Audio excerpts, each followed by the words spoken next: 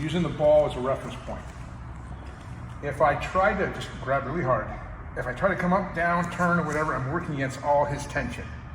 So what I'm doing, I can let go for a second, I'm imagining that this is just a bolt head, and I got a driver, and what I want to do is imagine I'm just letting, there's the wood screw, it's in his sternum, and I just let it turn into him, okay? Now, again, don't let me move when I go the wrong way. When I use tension, my muscles against yours. Okay, now what I'm gonna do is I'm going to rotate the end of the screw onto him, and then I'm gonna drop it, okay? Don't let me move you, okay? I'm gonna do it wrong. Try to push, pull, grab, turn. Now I'm gonna go turn, okay? And then I drop it. So all this is an illustration of, I can visually imagine, I wish I had the actual tool, but like a screw, and as long as I don't grab and torque, see if I torque in this plane and I just leave the bolt here spinning, he can stop it. If I incrementally wrap it up, his muscle groups figures out how to fill the gaps.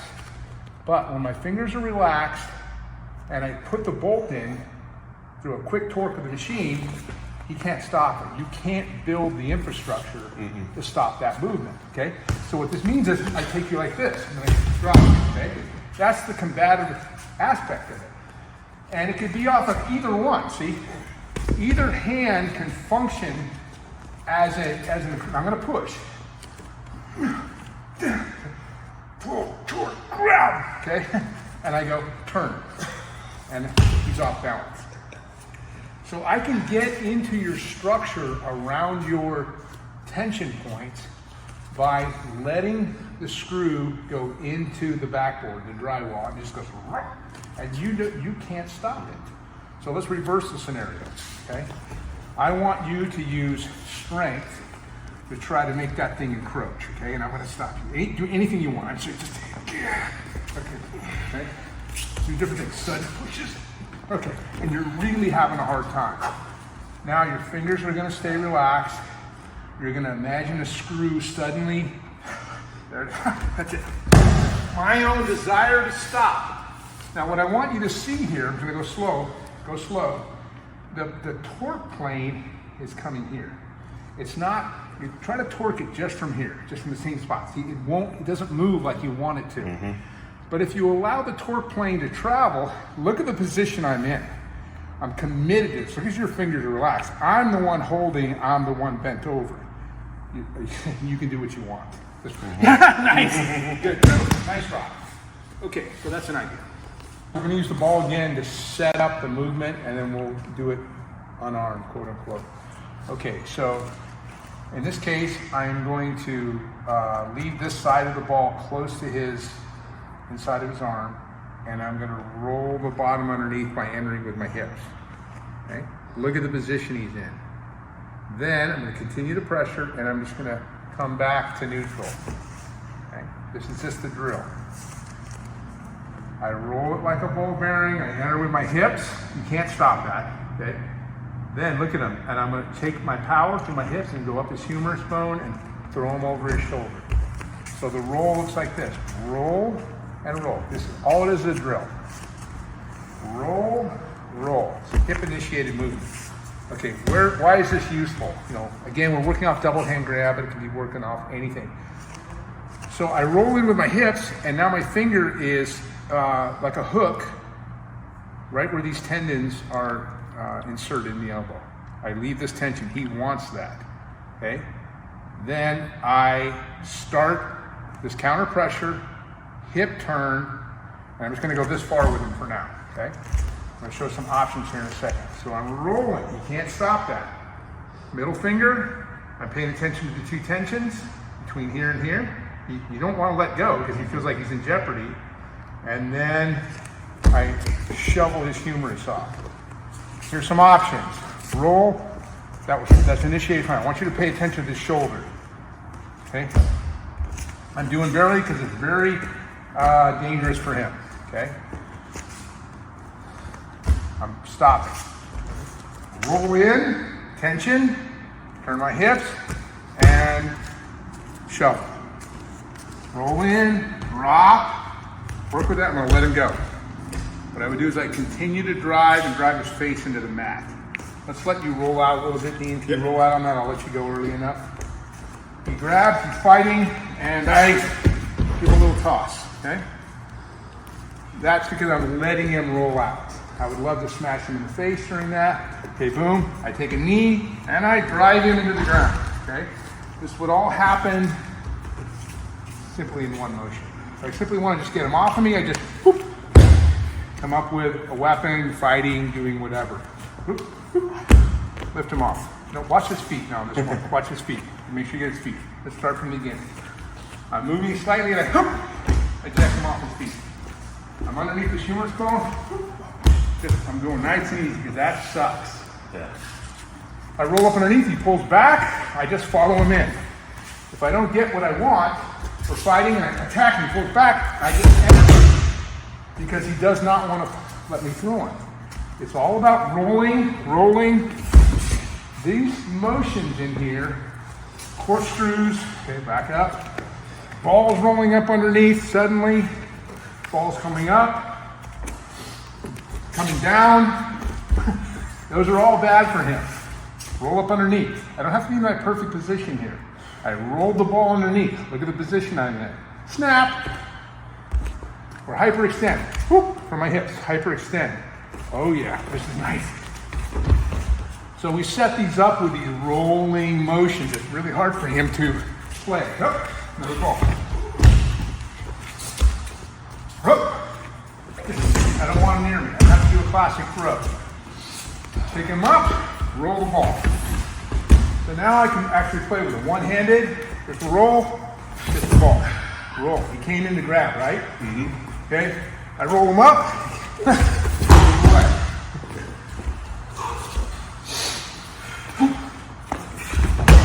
I can throw him down easy if you pay attention to his toes. Almost all of these are affecting him in a way that anybody can throw him down. These aren't classic looking throws. Look at that. I'm working in a range that's comfortable, like right here. See, I get him in a place he's uncomfortable. I don't want to be in tight too much because I'm not in a point of comfort. I don't want to be out too far because I'm also susceptible to the very things I'm trying to do to him. I give him targets and I roll up underneath him. A couple more. There's the roll over. See the ball roll over? That sucks. Okay, enough said. Sort of a demo. Gets a little sloppier when we're... Okay, this is a drill, okay? Don't let me easily move you. Don't let me move. Okay, so if I push, I drive you back to the old story of using tension, okay? It turns out I have a lot of options just rolling with my thing, with my hands. That's good. In, out, around, okay? Under with a well, now I notice I replace my hips. He's in a bad position. I relax and roll the ball off. So my goal here is to find a place where I can move and basically keep, now look, it looks like I can't do much. Watch what I'm gonna do. I'm gonna roll the ball over and take him over. You're not giving that to me, right? No. I'm gonna do it with tension. Here we go. Oh, dang, that hurts. Try to get that out. I'm trying to come in. I'm really stuck. So what I do is I go with my hips. Here you go. I give him a new drop. Okay, so on the motion I move my hips, I roll over, and it's starting to look stupidly fake, okay? Okay, it's rolling, I roll the ball out around I just rolled it over to his, down his radius and ulna. Okay, I roll it over here, I took the roll, the ball is showing me the pathways to go, see? When I'm up like this, and I'm gonna go, don't let me move you, Dean. Get really strong like karate stance. Two hands on it. Don't let me move. Okay, I can't get in there. I can't get in there. Watch how I get in. Oh, it's heavy. Okay. So before he gets that high, I start moving and I'm rolling. This is very, very difficult for him to control, okay? Because I'm willing to constantly change. It's like these little heliaxes everywhere, right? Mm-hmm. And these little waveforms, okay? Watch what this does just by itself. Okay, back up. That's enough to get him going. It's just one hand. I'm going to take, circumnavigate that. This ball is showing me that I don't want to push down the vectors he owns, okay? So I find a path and I go, well, there's some space there. I'm stuck. I come underneath it. I rise up like a cobra with my hand, and I have freedom of motion now. You're only strong in the plane. Now, if you start moving with me, that's fine. It becomes a movement game. It's like who can move better, right? If you don't want to grab too hard, and now it becomes a light game, it's like, oh yeah, see, it's moving. I'm not stopping my movement because you're moving. You're not going to try and stop my movement. I'm still going to move. See, the movement. Movement in our school trumps force. Get anything you want, seriously. Okay, good. There we go. Anything. Okay, good. I'm just going to do it from the ball side so you can see. I have movement here. Looks stupidly fake, right? You're tired. I'm out of breath. People are saying, oh, he's just falling for him. He's not resisting. Or I would resist this way and I resist. Notice who's not huffing and puffing. Okay? The ball's moving. The balls are moving. Now it looks, this is where this stuff's useful. The balls are moving. The balls are moving. And poor Dean, but see the ball right there. It was not expected. No. Okay, then they become heavy. I'm still rolling them, and I'm like, it becomes a striking option. I'm still the same relaxed way of moving, right?